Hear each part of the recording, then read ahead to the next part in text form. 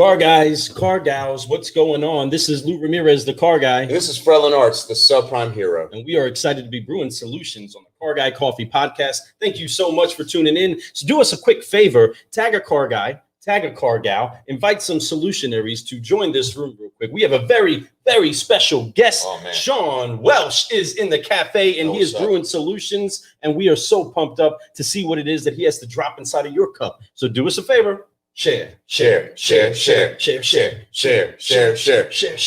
you're sharing, folks, we'll be back. Enjoy this intro.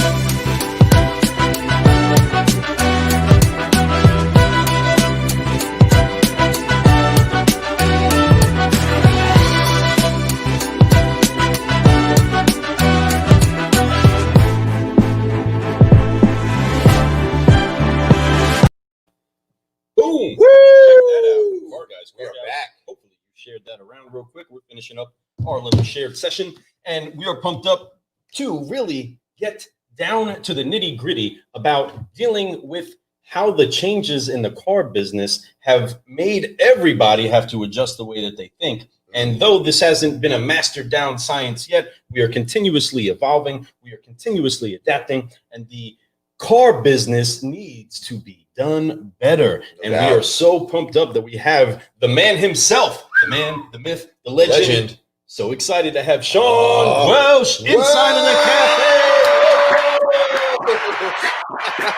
Good morning, sir, man. Good morning, guys. Good morning. He is not an early riser, but he came to the show this morning. He's doing it. Look at him. He looks like he's been doing it all day already. I appreciate you being here, my friend. Yeah, you guys and your coffee. For those of us who don't use caffeine, it's a little bit rough to get going, but hey, I'm here to do it. I totally understand. Nothing wrong with that at all. The thing is that the Car Guy coffee isn't just the drink. It's the aura. It's the culture. It's about being caffeinated. It's about being upbeat about life, about business, about doing it better. And I love that because I think that our energies really synergize really well together. Because I am exactly what's your name of your company, Car Biz Done Better. That to me is exactly what we're trying to do. We're trying to brew solutions for that future business. We want to make business better. When we started this podcast, it was all about making this business a little bit better than we started it in it, right? Stigma. And that's all we want to do, change it, exactly like you said. And it's that stigma of car guys out there, of people with the way the average consumer looks at us. It's horrible. It's a bad place to be in some situations. So everybody I deal with and everybody I get to touch, I want to change that in their mind. And I know that you're doing that and you're doing it with such class. You do it so straight up, man. You're one of the most straight up people I know. You don't just fluff stuff up. You make it to the point. So you ain't fluffing around. No, for sure, man. That's what it's all about. We have, I've been saying something for a long time since we started our company back in 2013, which is our goal is to leave this business better than we found it. And that's always what we hope to accomplish with what we do, everything we talk about, everywhere we work. The goal is always to move the industry forward. Of course, we're in this for money. We don't have a red cross on our building, but at the end of the day, it is about moving our industry forward. And if you do the right things, money will come your way. If I wanted money, I would have never sold my stake in dealerships. I would have never left the retail side of the industry, frankly, if I was interested in getting that rich that fast. But that isn't the interest in what drives us today. So it's about making this business better. And my name, the name of the company is something it used to actually be the name of my first business in Colorado. It was called Car Biz Done Better. And I'll let that just sit where that sits with you guys. But this company here, when we created it, a lot of people were like, man, you're arrogant. How could you dare, name your business that? And I thought, arrogance, it got nothing to do with it. It's because it's my goal, is what I believe in, it's my passion. And so the logo you see everywhere behind me on my shirt, it was created by a friend of ours at a restaurant, in the middle of cocktails. Me and my business partner said, hey, this is the name of the business. What do you think? And he took a napkin, took a pen, turned around, came back, put it up on the screen. We were just like, yeah, and I'm in. And so, yeah, dude, it's a cool deal. We really enjoy what we do. So I appreciate you guys having me on early or not. This is the same energy at 7:30 in the morning or 12 o'clock at night when I was texting with Frederick the other day. So it just doesn't make a difference. We're in it to win it. That's it, man. I'll be honest with you. My whole life, I've always said the words, I'm not a morning person. And I really, and deep down, because I say that I am not. But I tend to find I have a lot of good times in the morning. Lou and I, we've tried to mix up our brew. We used to do it nothing but nighttime. So when we did that episode the other night with John, when we interviewed him, that was our normal time every night. We would do that Sunday, Tuesday, and Thursday nights. But we come to find that the audience, we had to mix it up. We had to get early because there's a lot of early people out there, a lot of them, especially in this business, because they got to get to work early. So. I won't lie to you. I saw the nighttime episode and I thought, boys, that's probably a little bit more up my wheelhouse. You know what I'm saying? We could have really been jamming. But in order for you guys to get John on the show in California, probably nighttime is your only shot. So, yes. And I get that, and I got nothing but love for John and what he does. So it's great. But yeah, man, it's all good. I'm not a morning person either, but I don't really look at it that way. As soon as I get out of bed, the day has started. Let's do it. Let's grind, because it is that day, and I'm glad to have you here. So, what we love to do with every guest that we have come on the shows, we love to do the Forgive, Focus, Fly. It is our mantra. It's all about what we do. And, Lou's really great at explaining it. So I'm going to pass this mic over to Lou so he can tell you about this so we can get this thing going. Well, appreciate it. So the concept of forgive, focusing, and flying is to make sure that the heaviest load that you carry gets off your shoulders. But it takes intent. It takes you personally looking deep at whatever it is that you can have to hold against yourself, to hold against other people, to hold against other businesses, and making a conscious effort to wipe that junk off your shoulders, get it off of you so that it cannot hold you up from focusing on what it is that you actually can improve, what you actually are created to do, and what you actually are able to help this world with. Then after that point, you're freed up and you're flying and you keep growing. So Sean Welsh inside of the cafe, the only way that the car biz can be done better is to make sure that we apply 3 F's and forgive, focus, and fly. So we appreciate you. Go ahead and cross them arms with us real quick. And on 3, 1, 2, 3, forgive, focus, fly, and keep growing. Keep growing. Keep growing. Get you some of that.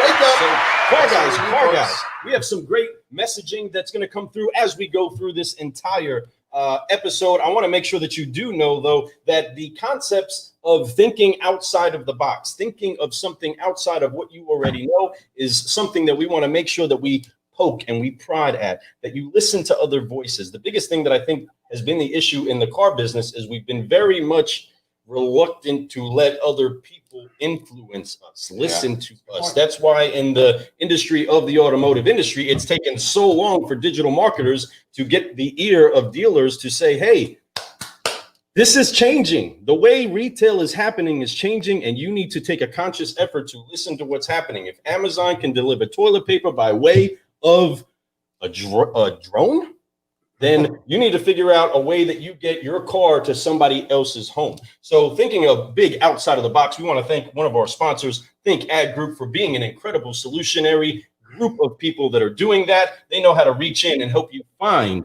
the solutions inside of your own database.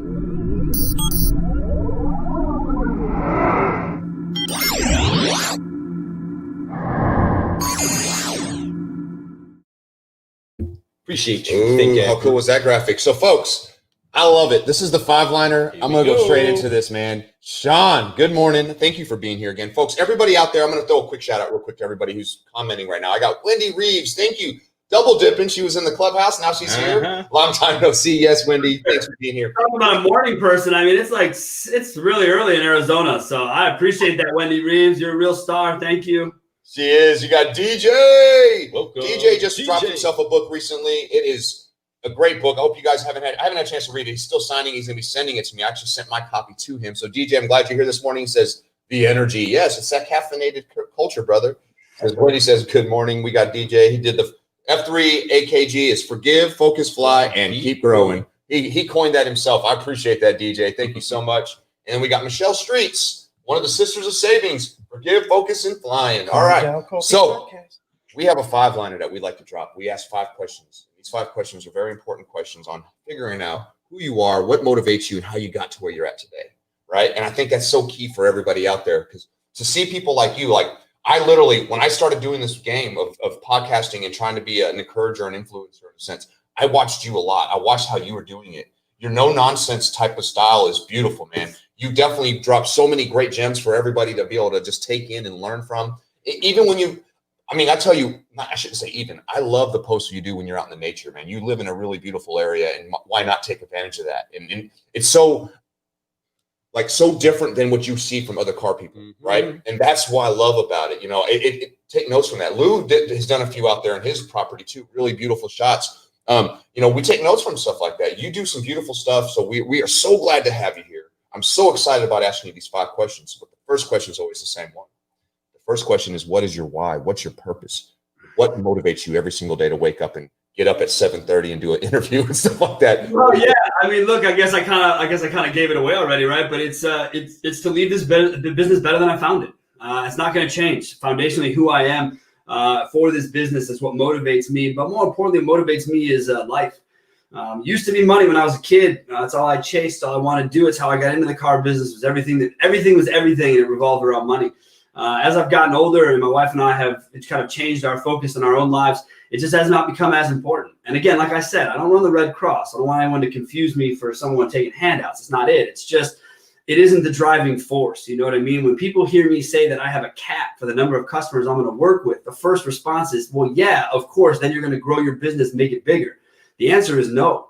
The list is the list. The people we do business with, the people we do business with. And that's how we intend to keep it. Now, even on my own show on Monday with my buddy Andrew Street, he came in the middle of the damn show and was like, yeah, but when are you going to scale? And he even knows this stuff. And people still continuously challenge me on it because it's not something they've ever heard before.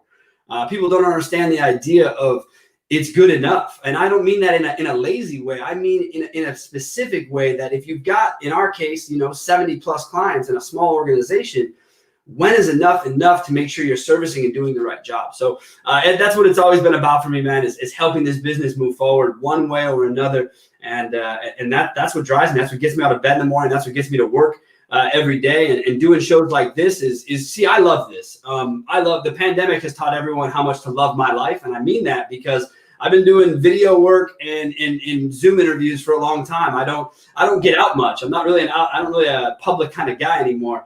We gave up going to shows a few years ago. So this is how to be out here, do this with you guys, is to help people hear the message. People say, oh, you must be doing it to get business. Again, the list of people left is short anyways. I do this because guys like you asked me to do it. And if it's important to you all to have my voice out there, of course, I want to lend it to any cause I think can help move this business forward.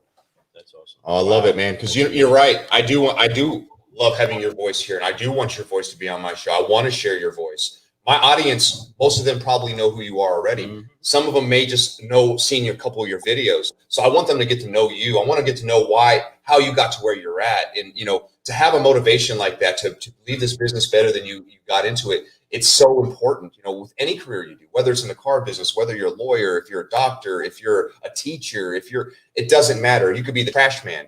Be the best version of that. Mm-hmm.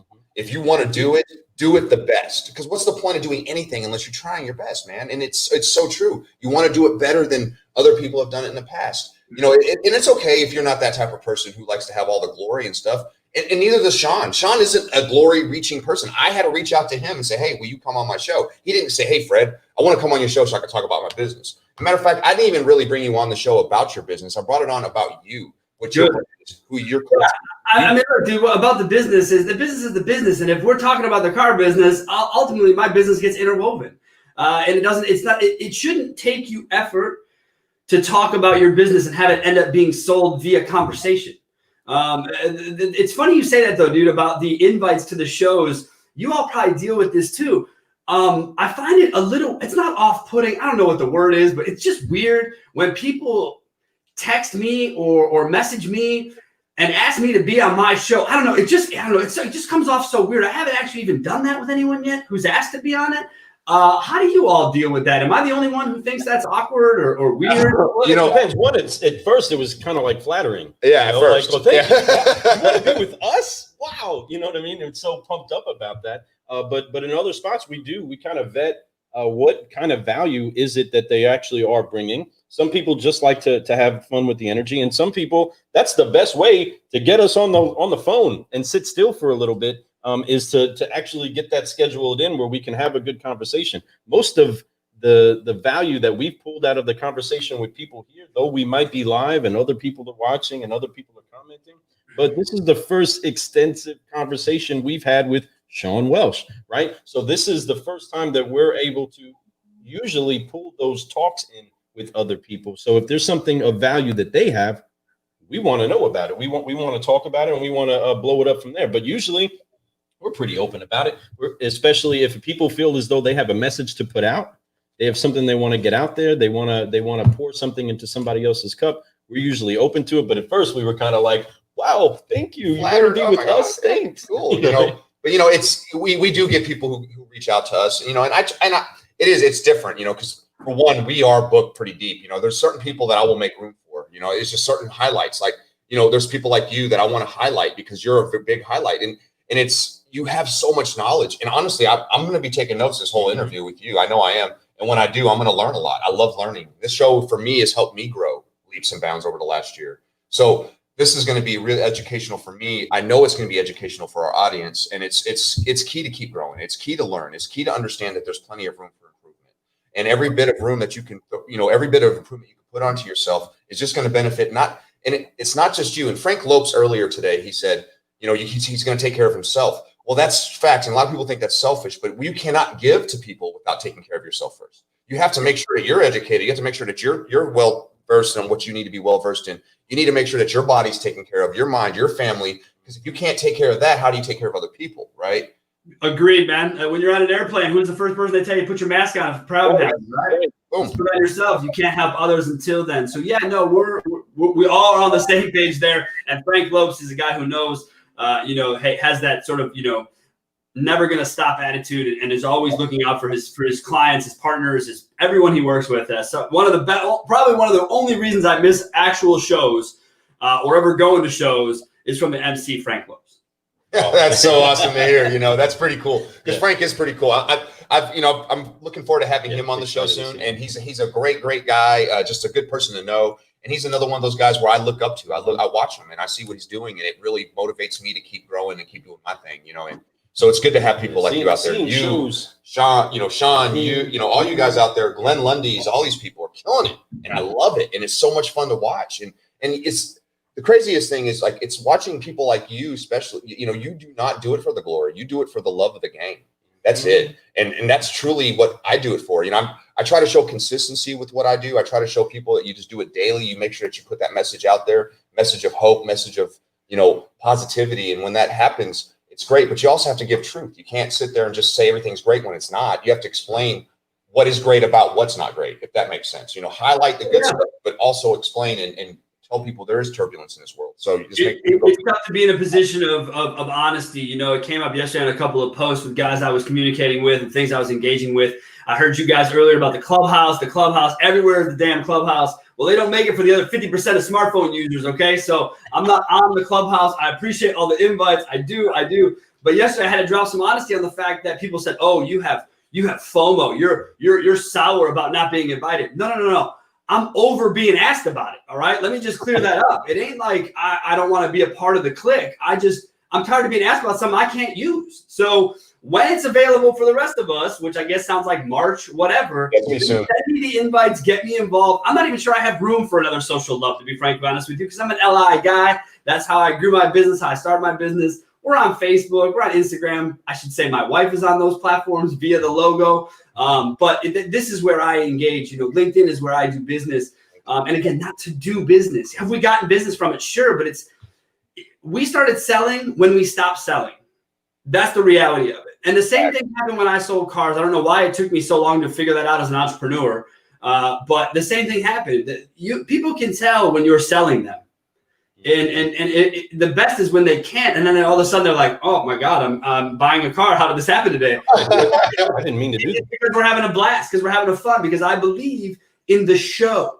I believe as a salesman, each customer is your time to pull the curtain back and be on stage, be front and center. And that means listening. That means paying attention. So yeah, man, we're all on the same page there. Right, that's right. Sometimes when you're pulling the curtain back or you're peeling the layers off, you find out that there's something of value inside of everybody. You start to see that there's more. When you get deeper, when you spend that time with that customer and they tell you a story that touches your heart, they tell you a story that makes you actually want to make sure that everything that you're doing is for their better lifestyle, is for them to be improved, for them to truly be upgraded, not just for the transaction to happen, not just to get the money, but to truly have an impact and to upshift and uplift somebody else's life. And that's something that we are doing. We're partnered up with so many people. Speaking of brothers that we are partnered up with on LinkedIn, we have elite FI partners that are always peeling the layer to show the eliteness.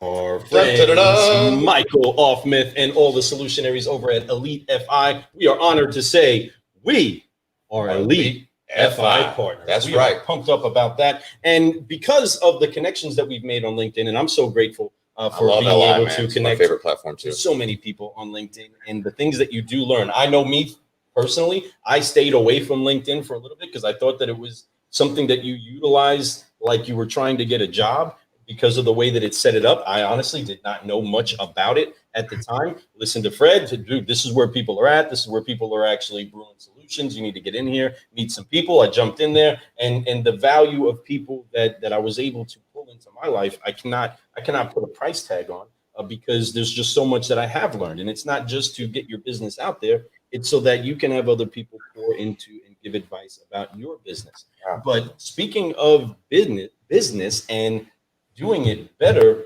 Sean Welsh, number 2 on this 5-liner. What is it that got you in the car business? What got me in the car business was a family friend, frankly. I had been selling. So I've sold 3 things in my life. Like any good salesperson, I sold knives from Cutco. When I first started out, I was 15 years old, doing a little door, 16 years old, doing a little door-to-door. And then I got into the men's clothing business, worked for the biggest, the baddest, the Men's Warehouse back in the heyday. And then so I've been doing that. And family friend of my mom's a hairstylist, entrepreneur my whole life. And someone came to her.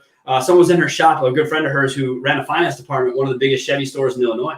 And I was downstairs chatting with him. And he said, hey, you ever get tired of making, $100 on selling suits? And I said, well, I mean, look, I'm gonna do okay. I'm a senior in high school. I'm on track to make $60,000 this year. I don't think that's that bad for a senior in high school. He said, yeah, but what if your first year out of high school, you can make $100,000? And I thought, well, yeah, of course. Like, how do we do that? And he said, you get in the car business. And I thought, oh okay. Okay. And so originally it was really motivated, like I said before, it was really motivated by money. That's the honest truth of it. I was there to get rich, to be that guy. And that's what happened. Within the first 3 weeks, I was on track for $150,000. I wasn't even 19 years old yet. And it is not something people prepare you for. I liken it to athletes in the way that once you get into a 6-figure income and you've never seen it, heard of it, people in your lifetime aren't really in that world, right? I grew up in middle-class America. My parents worked their asses off. Yeah, they probably had a household income around that number, but it was never an individual number. And so when I started making that, it changed everything.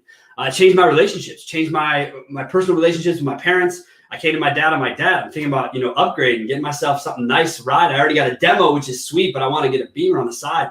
Dude laughed me out of his house. He said, you go buy a Honda, go buy your own house, get out of mine.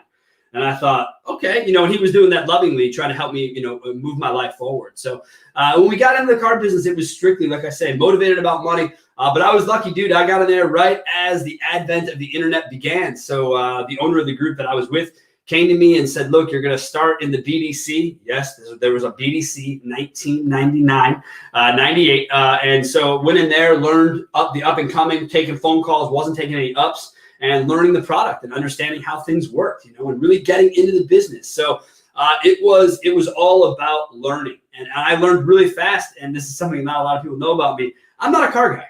I'm not. I don't know shit about cars. If I went to change an oil, I would just ruin a perfectly good sweater. It's just not. I don't know anything about it. It's not my world. If it weren't for Maroni stickers on new cars, I would probably be lost. But I've never sold a car in my life. I've sold people what they need, what they want. That's what this is about. It's the connection between the biggest purchase in some people's lives. Sometimes it's the second, but there are a lot of people who this will be the biggest purchase of their lives, will not be fortunate enough to buy homes, but can buy cars.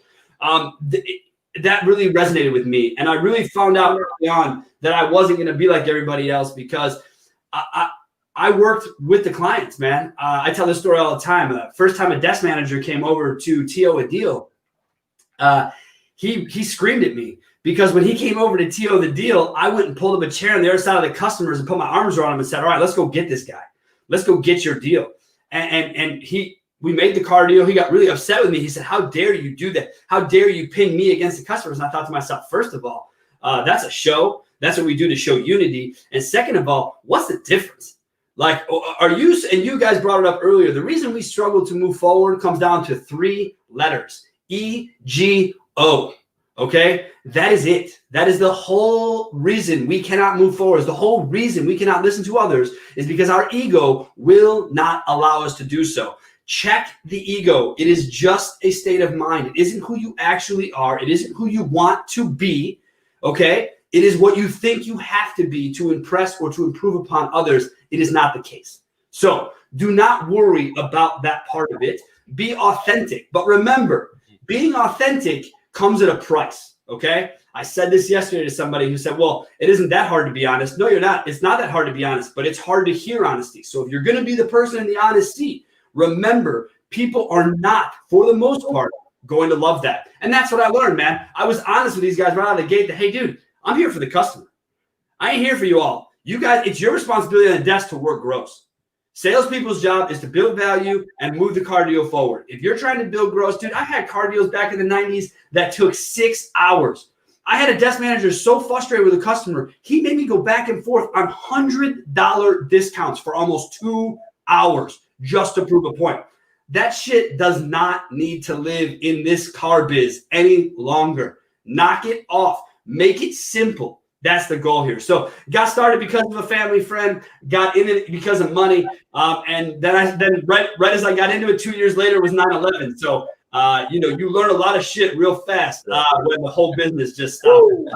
So, man, wow. I got so much to say, but I just want to make sure that I do agree with you on the understanding that you don't need to know too much about how to sell something. You became a master at helping somebody buy. You solve their problem. You're a problem solver. You're a solutionary. That's right. Period. When you look at it that way, when you're there not to sell somebody something, but to solve their transportation problem, solve their credit problem, solve whatever that issue is that they're bringing to you, because there is an issue. There's always an issue when it comes to it. Solve that.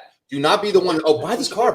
It's amazing. It's got all these options. They don't care. Yeah, that's your goal. Some of them, that might be the solution that you need to give them, but find the solution, find what the real problem is, which you do extremely well. And you brought that up. You don't sell cars. You never have.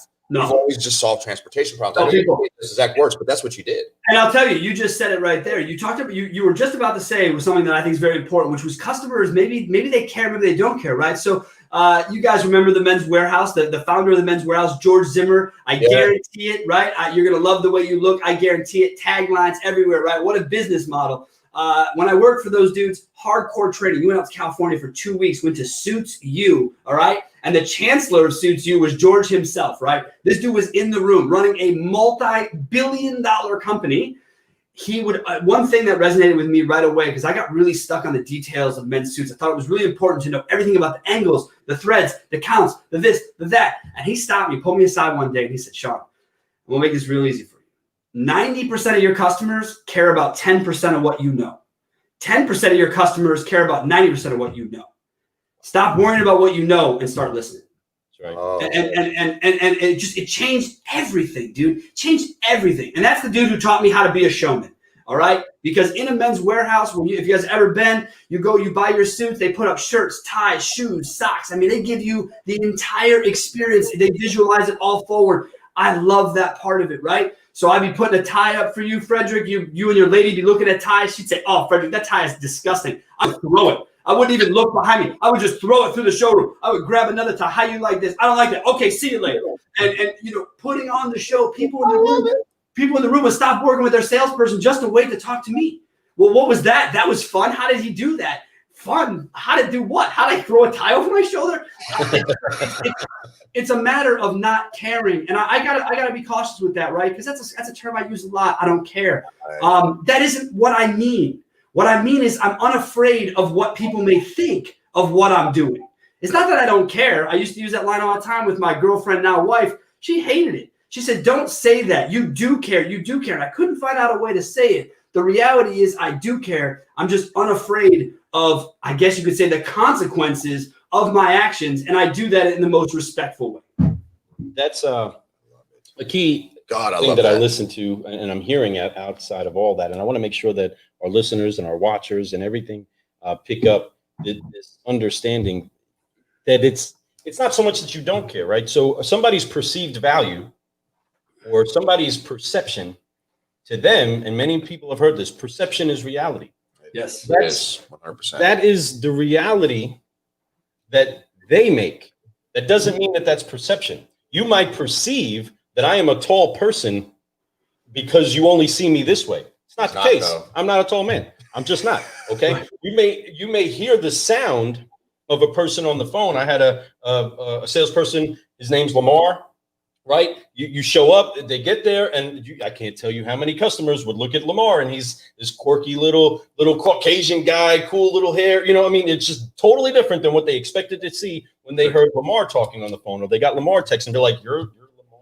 Yeah, I'm Lamar, right? So that perception of what is on the other side of the phone or what's on the other side of the screen to somebody else, that's their reality. That does not necessarily mean that that's reality. And so the action of not caring, quote unquote, of what it is that somebody else perceives means that you're not investing value in what it is that they think or how they see it. You know what the truth is. You know what it is that you're doing, what it is that you're doing for. And when you act inside of that without caring how other people perceive it or ingest it, you release yourself of the responsibility of having to actually be uplifted based off of their opinion. Now, if they like it, great. If they don't like it, great. It doesn't impede you. It doesn't stop you. But perception of the eye is something that sees things from many, many different angles. And once you jump onto the other side of the lights, once you step on the other side of the ball,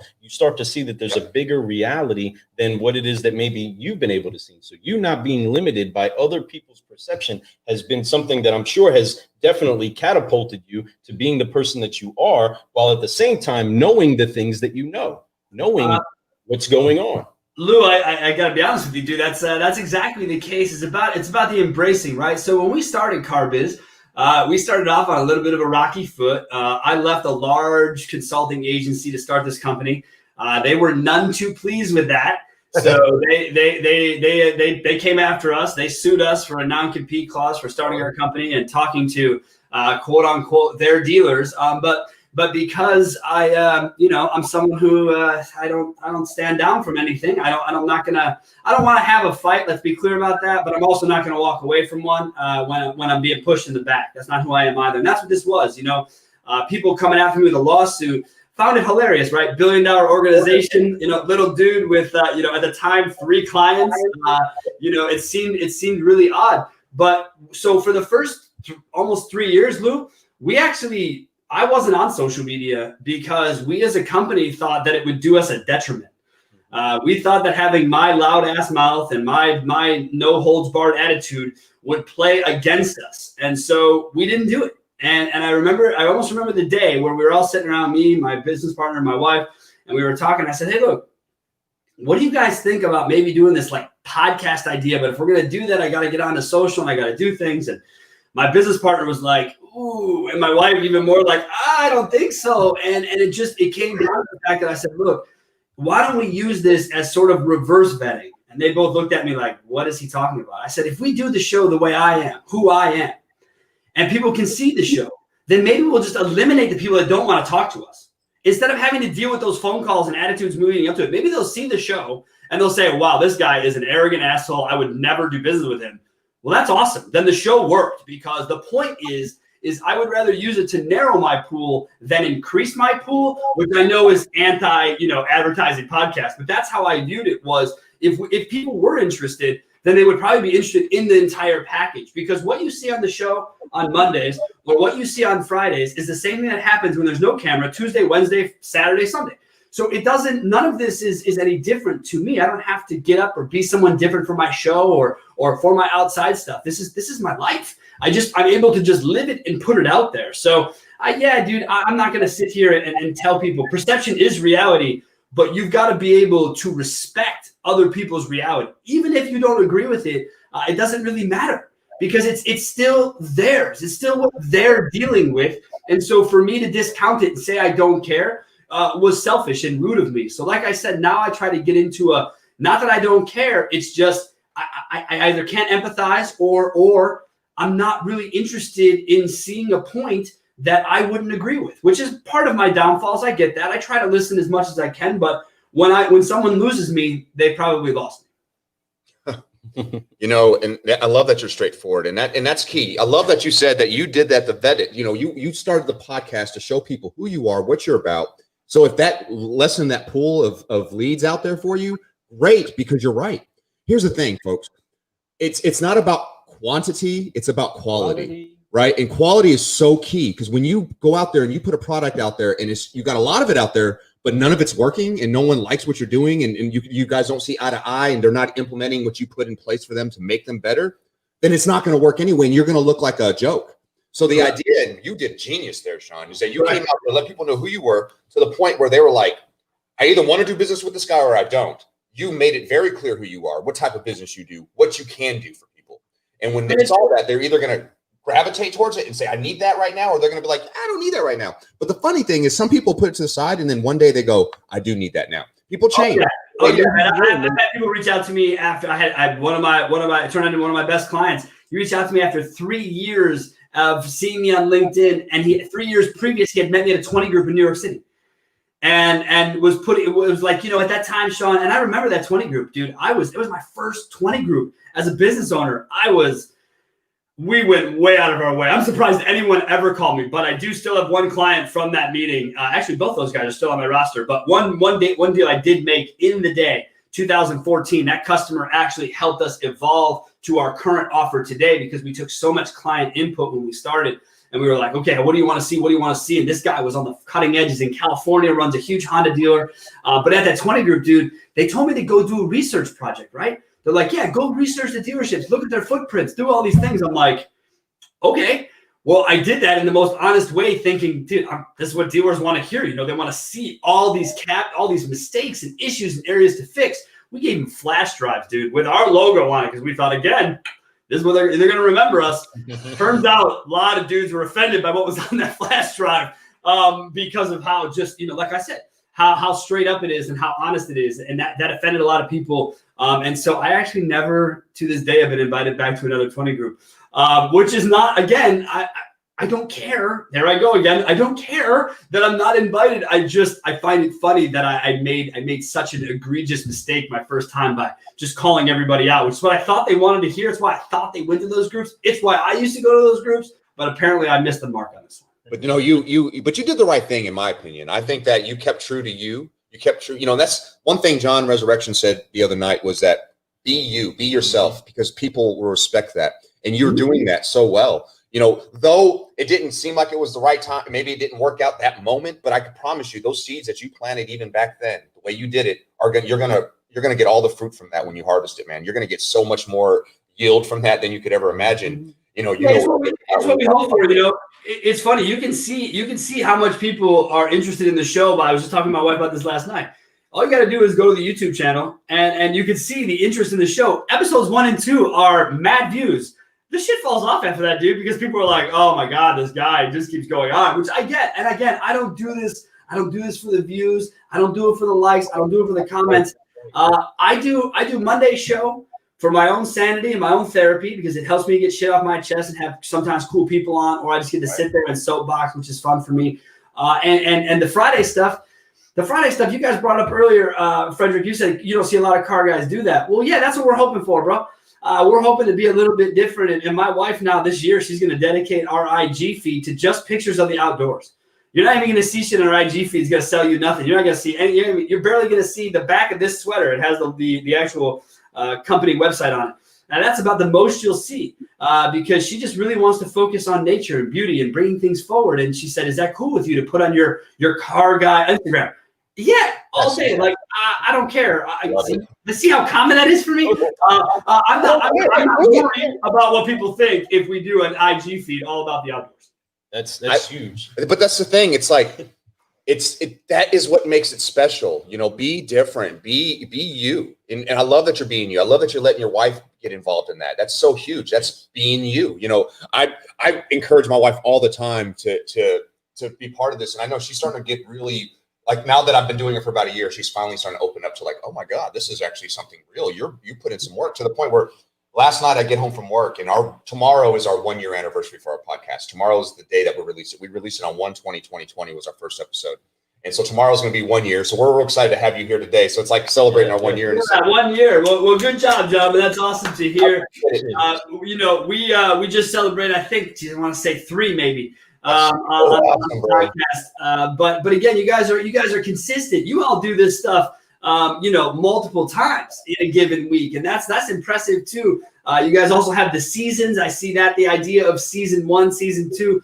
I do that with what we call the Car Biz Chronicles. That's where we go and we really highlight people individually. We give them a platform for 45 minutes, maybe even up to an hour. That show is meant to be educational. It's meant to be highlighting of the human experience. And so every year we have a different feel to that. So yeah, stay after it, guys. You guys, like I said, you guys are doing it weekly. That's a big deal. I do a Monday show. Everyone knows that. Everyone's like, "Oh, when are you going to give us content on Tuesday?" Nope. Content days are Monday and Friday. Unless someone has me on their show, in which case I share it out last night, albeit late, and put it in front of people. But yeah, that's my calendar. That's how I roll. That's how I fit social into my life, and not the other way around. Right? Social doesn't make my life. It fits into my life as it's supposed to, and doesn't dominate it. Although my cell phone dominates my life, and that's a problem I'm certainly working on. Not well enough, but one I'm going to get better at. Yeah, that's no doubt. I've been working on that too. This whole past year, being very active on social has been new for me, and there's a balance. Like my wife, she's not used to that. I never had Facebook, never had Instagram, never had any of that. I had LinkedIn. Yeah. I wasn't obsessed with it, but the cell phone obsession is big. It's always in my hand. I'm always looking at it. I'm always trying to look at updates. I'm working on that myself. So that is something that I have room for improvement.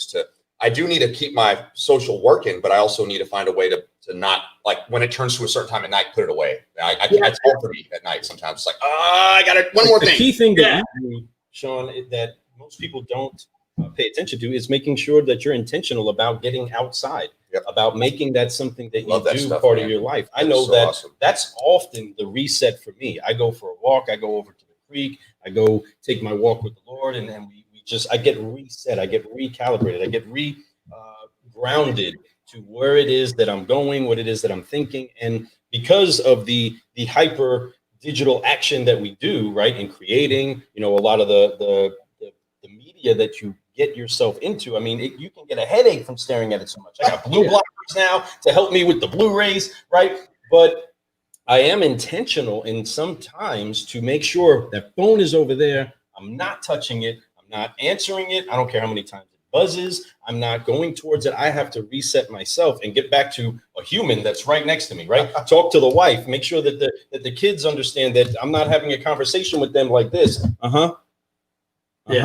You know what I mean? Those are so important for us to do, but it takes intent. It's intentional. I know if I don't close a car deal or something goes wrong with the car deal on the lot, I gotta get outside. I gotta go for a quick walk before I say something silly, before I act out of character, and before I put more value into what isn't actually helping me, whatever may be what's irritating me, right? Sometimes you can get caught on your scroll and reading absolutely nothing. I know so frequently. And last time I was in retail, my buddy, he's now the owner. He was the owner's son at the time. Now he's the owner, and he's grown the group exponentially. They're actually one of our partners. It's a really cool story. But he would always say to me, Sean, can we go for a lot walk real fast? And that was if I did something maybe he wasn't cool with, or maybe he saw some of the showroom he wasn't cool with and want to bring it to my attention. He didn't do it publicly. He didn't bring you out in the middle of the showroom or scream you in your office where everyone could see you. He'd say, let's go on a lot walk. And you get in that lot walk, and by the time you went around the 6 acres, you heard the position. You knew where you stood, and it was obvious. So, yeah, for sure, man. I appreciate that. And Get Outside Fridays, that's what it's about. It's about getting outside, clearing your mind. I don't bring my phone outside. We live here in Wisconsin, dude. It's wintertime. Well, you better be cool with the outdoors and the cold if you want to live in Wisconsin. So we are. We do all the winter activities. We snowmobile, we snowshoe, we ski. So cool. We throw ourselves into the environment because of where we live. So Get Outside Friday, clear your head, take a walk, do whatever is necessary. And I love that people are starting to really get into it, man. Share their pictures with us. Share when they were outside. That's what I want to see. Again, that's what I do this for. I don't do it so people will share it a million times and make me viral and likes. And that's just not it. I don't see that as the reality of social media. I see it as a place of connection. And so that's what I utilize it for. So incredible to be talking to somebody that does take priority in being intentional about doing those things. Because, folks, it's not going to happen. You can say that you want to take a break, but unless you go take that break, you're not going to do it. I know me, I get obsessive about completing a task, and I got to get it done, got to get it done. And then sometimes I'll take longer trying to get that task done because I won't take a break from it. I won't go get a reset. Right? I'm trying to solve a problem, but you can't figure it out if you're just only focused on just that issue. When you get outside of it for a moment, you get to look back into it, and then that idea may pop up, that capability that remembrance of what it is that you have a tool of can fix that thing that you're working on. And I'm so thankful that we have somebody that we get to glean from, we get to watch, we get to learn from, and get to continuously improve our game for the next level. Speaking of the next level, I want to talk about making sure that you, car guys and car gals, are using tools to get to the next level before we get to the next question. And that's by filling up your hopper with a whole lot of prospects utilizing the NextSale app with our friend Jason Garris.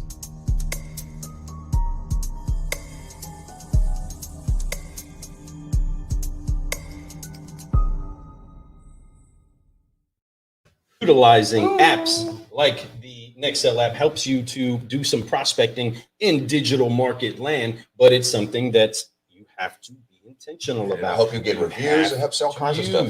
Just having the tool means nothing if you don't actually put in the effort and the work for it. But we are moving on this five-liner. So question number 3 for you. I know we've been talking a lot, and this has been a lot of fun. You're easy to talk with, Sean. I love it because you hit points that are so true, and it really hits home with me, especially because I think, much like everybody that I invite to the show, there's a reason why I invite you. I feel very like we're on the same frequency. Like I understand that where you're coming from, right? Mm-hmm. So I'm so glad to have you here. We all grow up in this business and we all go through things, but we always have somebody that sometimes points us in the right direction.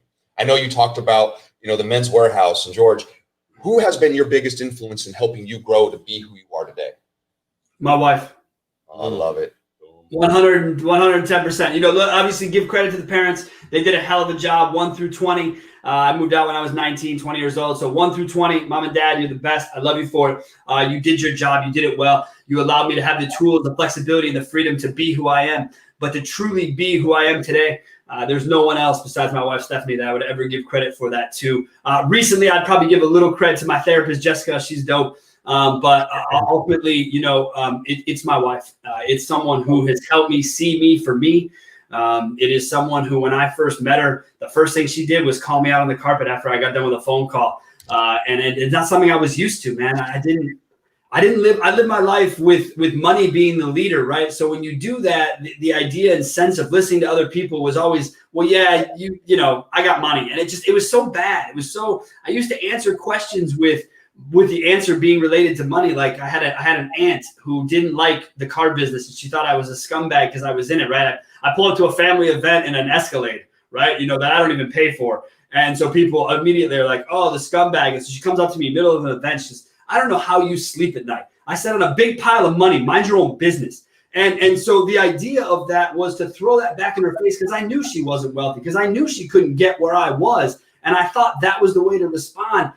You know, I still don't talk to that individual because it's still an ongoing feud about who I am. And again, it doesn't concern me that they're not interested in me. I've got a saying, I said it my whole life: you don't like me, there's a better than 90% probability I don't like you either. So it's cool. I don't have to be liked by everyone. I'm not going to be liked by everyone. And liking isn't really what I'm here for. It's about, did it help? Were you there? So yeah, dude, my wife is the absolute leader in the clubhouse on who influenced my adult life, who's helped me be who I am. I already mentioned to you the one business person I've ever had or used as any sort of a person to look up to or mentor. Happened to be the CEO of a Fortune 500 company that I became personal friends with, and had a cell phone and watched the stuff he does now. So there's a lot to that. But from a perspective of now, it's definitely my wife. I love that, man. The word says that he who finds a wife finds a good thing. And there's something that you said there. She said, see me for me. Yes. And that's the part that you're never going to fake out of your wife.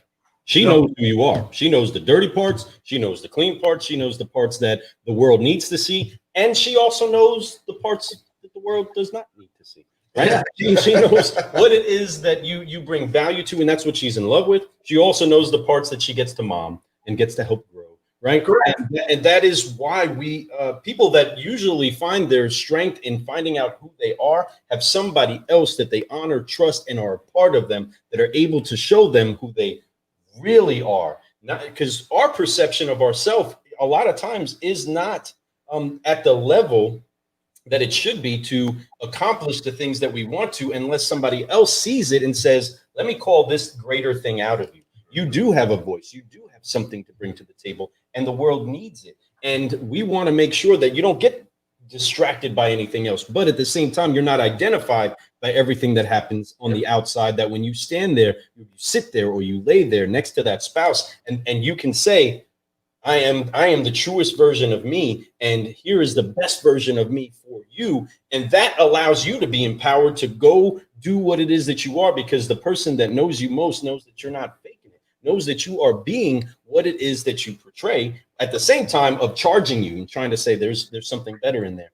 Go ahead. Yeah, and that's what she does, right? She keeps you honest. She makes sure that you realize that we don't have kids. So I am the default kid in the house. I'm the one that runs into shit, breaks shit, needs to be told where to go, when to go, how to eat, what to have. My wife runs everything. We joke in the house that my wife's not only the CFO of the business, but she's probably the CEO of the house. She runs our health and wellness program. She takes care of most of the meals, and not in a way that it's like, good, cook my food, wife. Right. She really enjoys it. She has fun with it. I try to help out where I can, but it's a partnership, dude. We're people who are in it together. We left our families and moved to Colorado after less than a year of knowing each other. And we put our eggs in each other's basket. We moved away from our support system. We said, if we're going to make this happen, we're going to make it on our own. And we lived there damn near 8 years and built our life, and then built it into what it was. 08 came, took away our life, took away everything we thought was important to us. Little did we know it was going to give us the reset we needed and the opportunity to see things more clearly. And that's where everything for me changed with money. When 08 hit, I had multiple houses, multiple cars, vacations, all the big stuff. I wasn't keeping up with the Joneses. I was the Joneses. And the fact of the matter is that did not fulfill me. It stressed me. It never allowed me to relax and be, in the moment, be who I am. The stress of next month, make the money. Because, when you got all those things, they got bills, right? And so then it becomes like this minimum you've got to do just to make the ship run, just to put fuel in the ship, not even to go have fun on the ship, just to get it to go down the road. And that became exhausting and something that I just didn't want to keep up with. And had I kept up with it, it would have cost me my marriage or my life. And either way, I did not want to see that happen. So I had to make a change. And thankfully, as weird as it sounds, man, thankfully for the recession, I was able to see that clearly, make those changes, and come out the other side now, decade later, and have things be like they never happened. And that's a beautiful thing. Having a partner like that, a wife, Lou and I are both long-term committed people. He's been married for how many years now? This is going to be 21 years. 21 years for him. I've been married. This will be my 16th year coming up. We've been together for 18, almost 19 years, my wife and I. And, 100% huge mentor of mine, my wife. She has raised me to be the best young man I could possibly be. Like you said, the first 18, 19 years of my life, parents did a great job. Love my parents for it. Yep. But my wife, I've known her since I was 22, 23. And I'm 41, getting ready to turn 42. She has raised me. She helped me become the man. She helped me stay motivated. She helped me get my why. She's a big part of my why.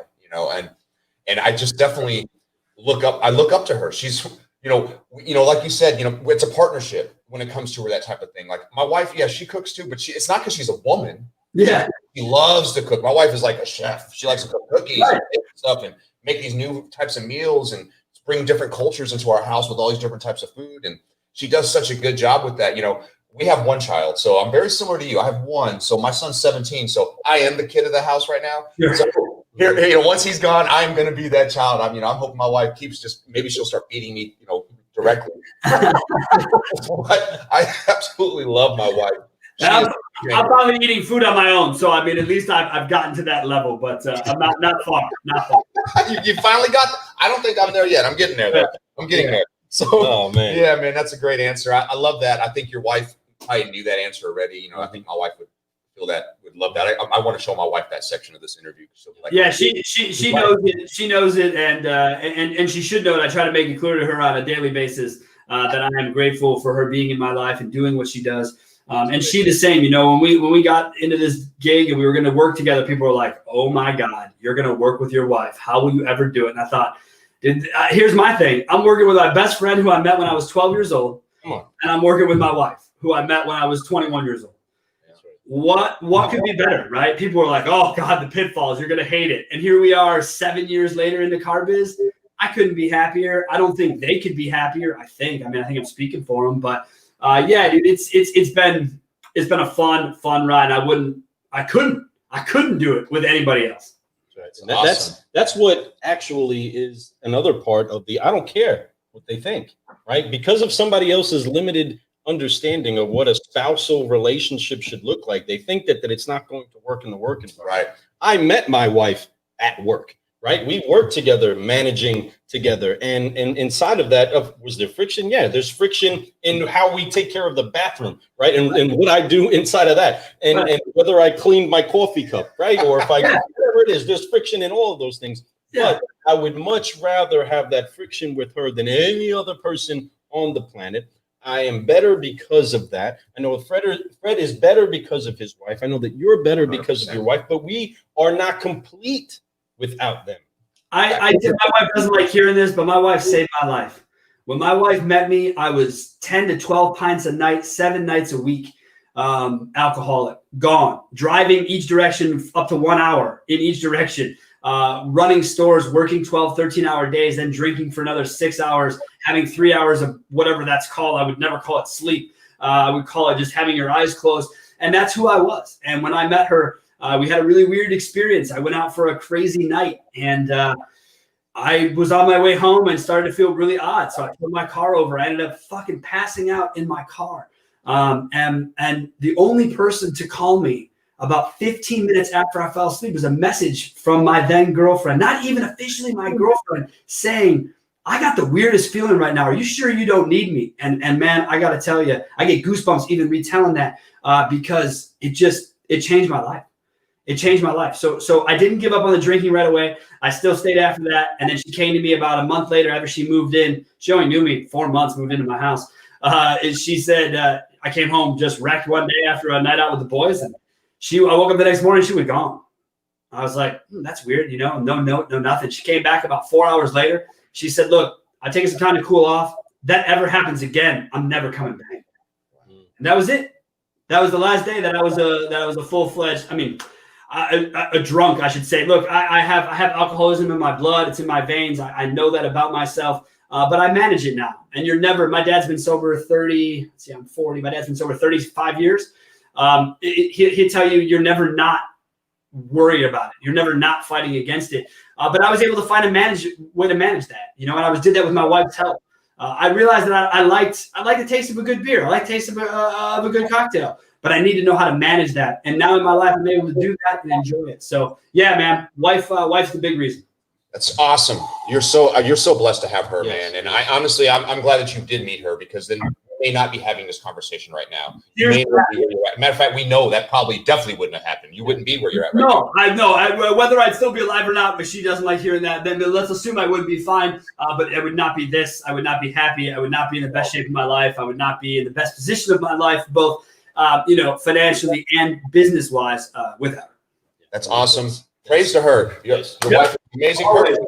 Full of wives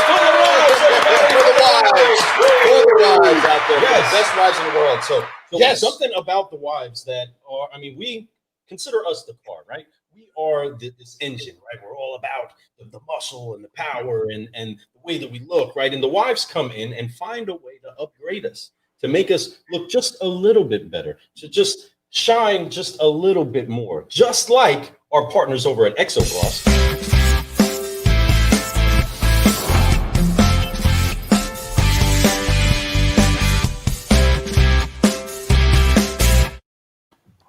That make you rethink your appearance. So I know that just like you putting together a display for somebody picking out a suit, lay that out, throw the tie, throw the socks, get that out of there, right? Sometimes I'll lay out an outfit and be like, what do you think of that? And I'll be really pumped up. It's be like, nope. Well, because of my history, that's not what happens in my house. I 100% bet. Yeah, I'm the one that's brought in to be like, so what do you think? And yeah, I go shopping with my wife. Yeah, I sit in women's stores and watch her put on clothes and make suggestions and grab things. Again, dude, stereotypes are a mother, right? So growing up as a male in the men's clothing business, a lot of assumptions were made about me, who I was, what I was into, where I went. And the reality was, have at it, dude. You don't know what you don't know. And if you want to get to know somebody, ask them. But stereotypes are a killer, and they're a killer for all of us. They're both in life and in business. And if we could just move past it at some level, the stereotype, and stop looking at people that way, I think we'd all be benefited. And that goes for the car guy stereotype. So I know we got a question 4 coming up. So what is it? Got it. So inside of this question, talking about all of the team atmosphere of the husband and the wife and building a business and doing all these things, you take a lot of shots on the chin and you learn a lot of lessons. So what I want to ask you, as you've grown through this and you've been on top of the mountain, you've come down, you've kept building, what lesson has been the hardest lesson that you've learned in growing your business to where you are today? Growing the business today. Well, the hardest lesson I learned is non-compete clauses are real. You can't be laid back and cavalier about that shit. They take it seriously. Yes, they do. Even though the actual written word was that I could not reach out to their clients, which I have phone records to prove I never did. I thought I was okay. The point was I couldn't even be there. I couldn't be talking to those people. So a hard lesson there. But probably the biggest, when we started Car Biz, I'm not a big reader. I read magazines. I read articles. I don't read books. I just can't. You see all these books behind me? They're just there for that. They're the things I love to do. They're the Grateful Dead. There's some gonzo journalism and some baseball. I don't read them. If I ever did want to read, those are the things I would probably be interested in. So when I look through that lens, when we started Car Biz, I was reading a lot of Inc. magazine, right? And I was reading about startups. And, oh my gosh, all the funding and get the business, grow the business, sell the business. Woo!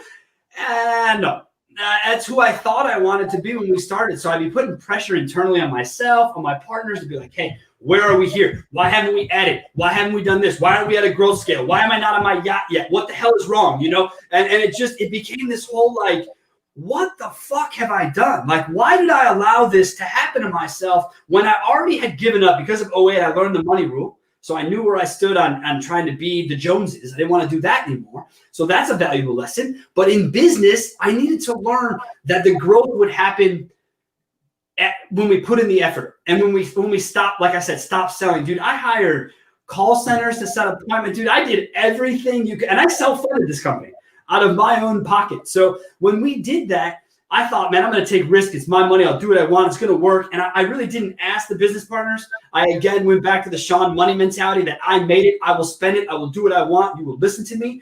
And that lasted for about 6 months until they both came to me and said, look, this shit is whack. You are out of control. And this has to end. We are not getting anywhere. So then we started with, okay, here's the brand, right? And so on the back of the brand, can't really see, Car Biz Done Better, we decided to come up with these sweaters and go to the shows and do guerrilla marketing and put ourselves in a position where the logo was everywhere. You guys have seen me on LinkedIn. I get shit all the time. Sean, where's your picture? The picture's not important. The logo, that's what's important. That's what I want people to know and remember. This face is fit for radio, gentlemen, okay? It is not. All right? So we do it this way because we want the brand to be recognized. People will say, oh, I've seen that logo. Do you know Sean? And they're talking to me. Or we're in a room where someone saw us and didn't realize that who we were because we had our backs turned and they were talking shit about us at a show, you know, and we were sitting there laughing because we didn't have on our sweaters at night. We put on our, you know, our going out gear. And so we looked like everybody else and guys were talking shit about us. And it's one of those things that you realize early on in this business that people are going to always come for you. We created the space that we exist in. It's called vendor management. The idea, we help dealers understand vendors. Okay. We created that space. Well, as we created it, we saw people come into it. We saw people start working. I used to get so stressed. I'm like, oh my God, there's another new company who does what we do. Oh my God, how is this going to happen? How can we keep this all to ourselves? Then I stopped and I sat back and I just thought to myself, wait a second. We did something cooler than create a company. We created a niche business. We created a business people want to copy. Oh, that's cool shit, man. That's really cool. And that became the driving force behind bring on the competition. Bring in people who do what they do because they didn't see that idea anywhere else but right here. And that's important to me because that helps me know that I'm making a difference in our business and the work that we do makes a difference. So the biggest lesson was don't chase the yacht. Don't chase the private jets. You know, I think a lot of that happens on social media. I think a lot of people see that, read that, and believe that, you know, that's going to make life complete. You know, if all you got to do is wake up, you know, say your P's and Q's and you can just get on a private jet and a yacht. And that's just not how life works. There's more to it than that. And there's more work than that. And that's really what I'm after. What I'm trying to bring to people is that, you know, it takes billions and billions of dollars to get to the places that these people are. But if you don't get there, it doesn't make you a failure at all. It's your life can be more than you ever thought it could be. I was just talking with a business partner yesterday because we're both going through. We both turned 40 this year. We're 2 weeks apart, me and the business partner. Nice, Lou. And so I'm going through a midlife crisis. Not that I need to buy a Mustang. The midlife crisis of what have I done in my life? What is the point of my life? So I went to my therapy session on Tuesday of this week. I sat down with my girl, Jessica. I'm having some serious mortality shit going on right now. My dad just celebrated his 75th. I wake up in the morning wondering what the point is. Like, what is going on? Is something happening? She said, Sean, you're moving through life's phases. This is literally when life's phase, in this phase, you question everything before you and you wonder how you could possibly top it in the next half. And my eyes opened up wide. Holy shit. Jessica, thank you so much. This is what makes our hours worth it. One little nugget's all I need to pull away from a value of an hour. She opened my eyes. I realized that's what I was dealing with. You know, I was dealing with this idea that because it is just me and my wife and her and I joke with her, we spend about 95% of each other's breaths together, breathing together. We travel together, we work together, we hike together, we sit together, we do everything together. The only time we're not together is she falls asleep fairly early and I'm a bit of a night owl. So those are the hours of removal. But to my point earlier, that's when I should be on my damn phone, right? When she isn't in the room, that's when I should be on that stupid thing. But I'm on it the whole time she's awake and then not when she's not. So it's very odd. But anyhow, yeah, dude, that's really what it comes down to for me is working through that and making sure that we all work together and realize that money is not the motivator and it's not going to grow my business if I put it first. I love that. And that's a great lesson to learn and to express and to share with these people out there, folks. It's not about that. You know, he started a whole niche and I love it. And it's smart of you. And I have seen other companies out there trying to do what you do. But here's the thing. There's plenty of room. There's plenty of dealers. There's plenty of this. But if you started something, you're the innovator, you're the guy, and that puts you in a spot that's very unique, especially in this business, because even though there's new things coming out, but there's nothing new that stays permanent. And I think what you have is something permanent. That's something that's needed. You know, I love that you on your profile you talk about you're an automotive accountability firm. Yeah, I love that, because accountability is, to me, my number 2 part of my core values. Right, so I believe accountability is what helps people get to the next level, because we all implement stuff, but then we forget to do it, or we don't do it because we get a little awkward or we don't find the time. But when someone holds you accountable, like a firm like yours, then at that point you're going to be doing it at a better level. You will be doing that. It's like having our wives. Our wives are our accountability firm for us, right? So by having them, it's helped me get to that next level, helped me get to there, you know. And I'm really glad that you're doing what you're doing and you're sharing what you're sharing, because this is huge. I mean, it's a big deal to me. It's a big deal to everybody, I think, that's listening in our audience. Is to see that it's not about the money. Money will come. You know, DJ, he was talking about chase the opportunity. The money will come. It's so true. You know, money is a byproduct of doing the right thing over and over and over. Money is something that if you don't worry about it too much, I promise you, it will happen. But you have to put work in. You only get what you put in. You mentioned that earlier. Yeah. You got to put in what you want to get back. If you only put a little bit in, what do you expect to get back? You get a little bit. You can get lucky and get a lot back for a little, but most cases, 99% of the time, you put a little, you get a little. You put a lot. You got to put in the work. You do, but let me be clear about that. I think there's a balance, right? There's a term a lot of people use, the term grind. I don't care for the term. I would never apply it to my life, because I don't feel like anything about what I do is a grind. If it's a grind, honestly, I think of grind. I think of gears. I think of a problem. So I don't want to be grinding. I want to be smooth. I want things to be running efficiently. The only way that we can handle the client load we have is because we are efficient as it gets. Every single month, we've been doing this 7 years. Every single month, we try to find one more fine tuner that we missed along the way that maybe have us pick up 4 minutes, 5 minutes on an account and get to the next level. Guys, everyone talks about video. We've been doing video now for our clients. That's how we deliver our data. We've been delivering to them this way for 5 years. I'm up to 275 videos a month that I shoot for client workload. And these videos vary from Google Analytics to vendor backgrounds to anything you can name and mention, but it's deliverable because they can see it, they can touch it, they can feel it. But if we can figure out a way to get 5 more videos done, that's a whole nother client. So if we can open up more time and we can open up our windows, but we do business on our schedule. And a lot of people aren't cool with that. You know, we deliver our content 10th, 12th, 14th. People say, oh, can I get on the 9th? No. The 10th on a Sunday. Can I get on the Friday before? No. These are the dates. This is how this company operates, because we want to bring you into the fold, not allow the fold to be moved because of you, because that will affect other things down the line. So efficiency, dude. Our first tagline, you like the accountability. Our first gorilla tagline on the back of our shirts was excellence through accountability. People would stop us and say, what the F does that mean? And I'd simply ask the question, who's telling you you're doing a good job with marketing? And they would always answer the same thing. Well, our vendors, of course. And I would say, does that sound right? That's not right. The guy doing the work, same guy telling you it's great. You ever sat in a vendor meeting where the vendor brings you a mistake? Nope. I'm a huge baseball fan. I already mentioned it. You're Hall of Fame worthy if you do your job right as a hitter 32% of the time. 3-2. Yet every vendor meeting is 100% success rate. No one ever has a fall down. No one ever has a mistake. And to that, I say bullshit. To that, I say you cannot do that. It is not possible. And it is okay to show it. I remember being in a big group meeting, huge dealer group. Everyone's in the room. I said, here's what happened last month with our product. Here's what's going on. Here's what we see for you guys. And there was red on the screen. There were declines in certain areas. I'll never forget it. GM stands up. He goes, are you trying to tell me your product didn't work perfectly last month? I said, no. How could it? We're trying to change things for you guys, make moves. Here's our baseline. Yeah, we fell off our baseline. He goes, so you just showed me you made a mistake. Well, yeah. What? I don't understand. Who am I? Am I perfect? Absolutely not. And they were floored. They were floored. They could not believe that we were willing to discuss with them what wasn't right. And that's all we do now. I sit on more vendor calls than you guys could ever stomach or want to stomach. And I don't blame you. This is the job I've chosen. And I do it to not only help the dealer, but you wouldn't imagine how many times I get done with a vendor phone call where the vendor then calls me and says, oh, wait, you saw this? Well, wait, what else? Can you help us with this? I joke to people all the time, dude, I can't run everybody's company for them, so stop asking me.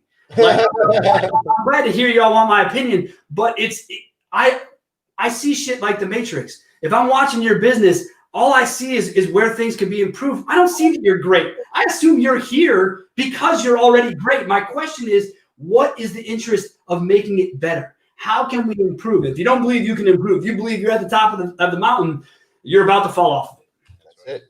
100%. The biggest room in the world is the room for improvement. Speaking No doubt about that. of the room for improvement, folks, there's so many things that you can put inside of a box until it explodes, until you sprinkle in a little bit of caffeination or a little bit of energizing mindset. The thing that Sean has is an incredible mindset remixing ability. He remixes the way that our mindsets have been geared inside of this business to try to achieve a certain result. Again, not just from selling somebody, but to helping them buy, not just by getting your goal done, but by finding out theirs and by making sure that business explodes by utilizing all the tools that are available to the dealerships, just like the dealership toolkit.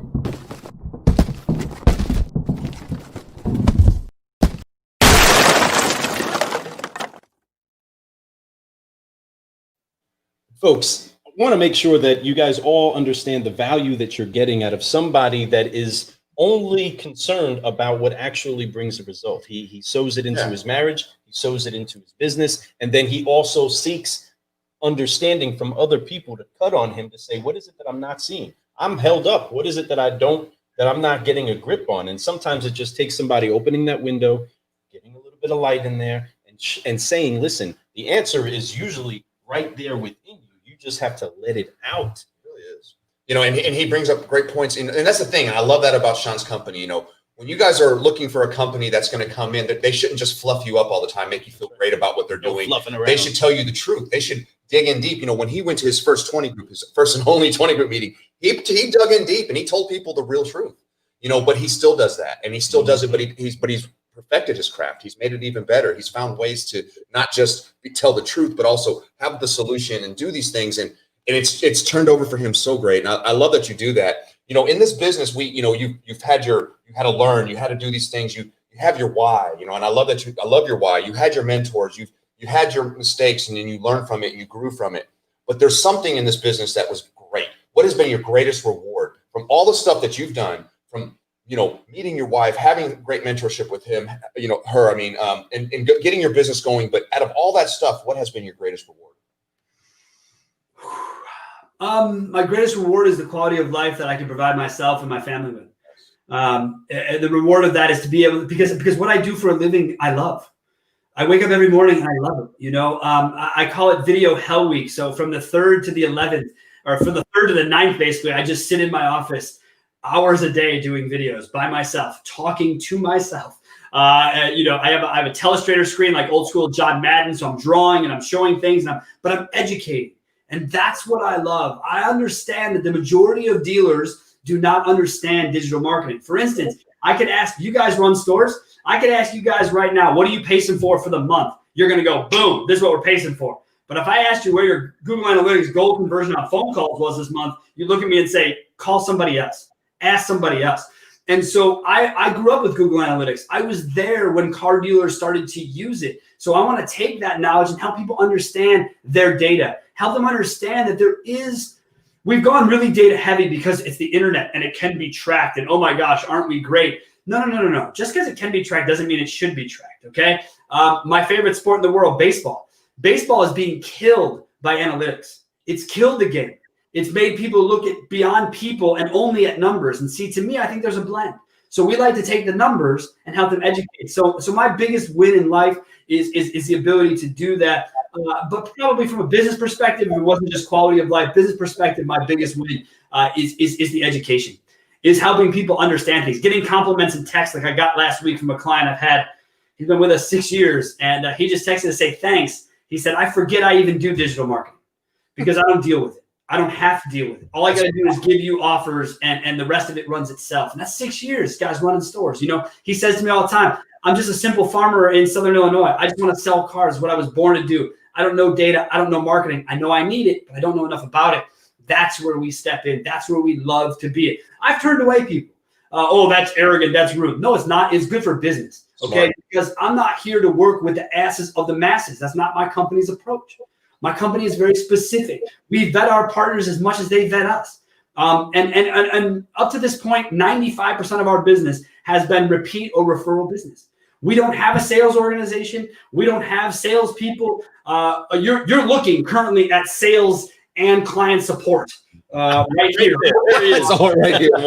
You've got that number up on the screen, guys. That literally brings to this. Okay, it doesn't go anywhere else. There's not a switchboard. There's not a receptionist. That phone, this answer. That's how I roll. Now, will I answer every time? No, I got shit I'm doing. But if I get your message, I'm going to return it. I want to know, even if it's someone, people utilize this line for their vendors, right? Vendors call me, Sean, I need to pitch your dealer. You need to show your dealers this. Not how we work. We don't take money from vendors. We don't push vendors. We don't care who you work with. And I mean that this time. I do not care who you work with. What I care is you're getting what you pay for. And that's what I want to make sure of. I saw DJ he put a comment out there that vendors show the reports they want. Of course, DJ, what else would they do, bro? They're not going to bring you, data can be twisted to tell any story it wants. The difference is if you just look at the data without telling a story, if you do not have a narrative, most vendors who look at data, they have a narrative. They have to. It's their business. Yep. The narrative for us is quality results versus the outgo of cash. That's really all it comes down to. And people all the time, Sean, you don't like me as a vendor. You don't like this. That's got nothing to do with like and nobody. The results are not there. That is what it comes down to.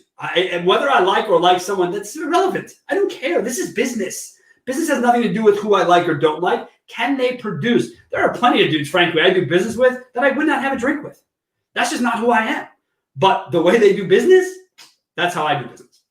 Love that. That's huge. Man, you today, this morning, you have dropped so many great things. You're one of the most straight up people that I've ever met. You just dropped it how it is. You told us the good, the bad. Folks, this is the kind of person you want to partner up with. He's very selective, so you better have your stuff right too. And you better be ready to grow, because one thing that he's going to do, he's going to come in that store. He's going to make sure that you know the truth about what's going on in your store. When it comes to your digital marketing, he's going to crush it for you. When it comes to what kind of vendors you have, he's going to let you know if you have the right vendors in there. So reach out to him. Sean Welsh with the Car Biz Done Better. I love the name. We all know we need to make it happen. That is what I proclaim. We want to make that happen. Let's make this business better. Let's all do it together. Let's all team up. Let's all reach out to Sean. Let him know how great he is. If you guys are not connected with him on LinkedIn, go in there right now. Go in there and find him. Follow him, because he has a lot of great videos that he's put out. Go back and look at his whole catalog of stuff. He has years and years of it. And he has just great information that is just straight no nonsense. So folks, reach out to him. Get with Sean, I love it, man. I think on a private conversation, you and I can talk about some other stuff that's really deep too, that goes all the way back to your Colorado days. Mm-hmm. Sure. Yeah. You got to be well diverse in life, man. That's what it's about. It's about knowing who people are and knowing what their strengths are. And that's what we try to bring forward. You guys do a great thing, man. Thank you guys so much for having me on, for inviting me. Early or not, it does not make a difference to me. I'm happy to talk to people who love what we do. And more importantly, I don't know that people know this about you all, but this isn't what you do for a living. You guys are car guys. This is what you sell cars. You're in your dealerships. Your energy, the way you treat your employees from a distance, gentlemen, is something to be admired. It is something people should be watching. You seem like fun is the number one thing at your dealerships. And I cannot thank you enough for bringing people forward. So as much as people should be reaching out to me, they should be reaching out to you all to learn about culture and how dealerships should run, because it looks like a damn fun place to work. And I appreciate that. That's so funny, because one thing that we say about the Car Guy Coffee podcast, or even the cafe, is that if there's anything, because we all can go out and promise dealers this, we can all promise that we're going to teach you this, but one thing we will do that's above other people's, we will have fun. We're going to have a lot of fun when we do it, whether it's at work, on my podcast, in person. I love to have fun. I love to bring energy with everything I do.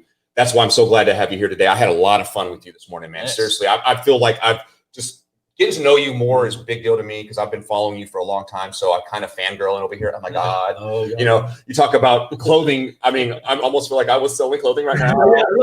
I get really weirded out by that whole thing. I'm super not comfortable with it. And I don't mean that to you guys any negative. I mean, it happens to me when I went to shows.